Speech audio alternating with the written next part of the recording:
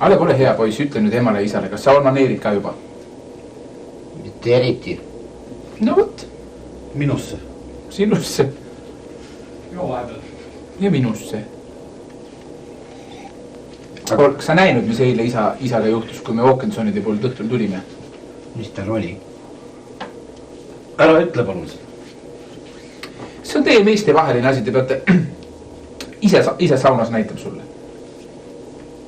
Oota, isa vaata. Nooguta natuke.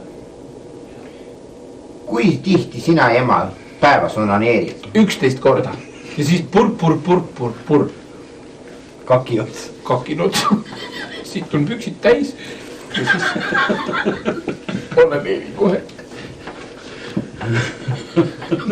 Ja ma ütle, millal isa sind viimast korda nikkus?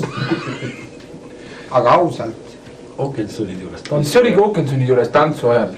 Meil oli just Krakowi jakk oli pooleli. Ja siis ta tõmbas mind Walkinsonide palmimajja. Lükkas mu ühed sindi peale kõhuli. Ja nikkus mind tagant. Nii kui ma oleksin mõni siga või jänes olnud. See oli valus. Ma ei mõtle füüsiliselt, mõtlen vaimselt. Sest Parkinsonid ja Olufsonid nägid seda kõike pealt. Sest Walkinsoni naine näitas neile parajasti samal ajal kerberaid. Sinu isa Gunnar on üks loom ja üks seksuaalmašiin. Ise ta ütles, ma olen Mick Jagger. Ma ütlesin talle, sa oled homo. Ja Alev ei pruugi sinu poeg olla. Va sellest, mis siin laua taga ei räägi. Pane see moos kappi otsa.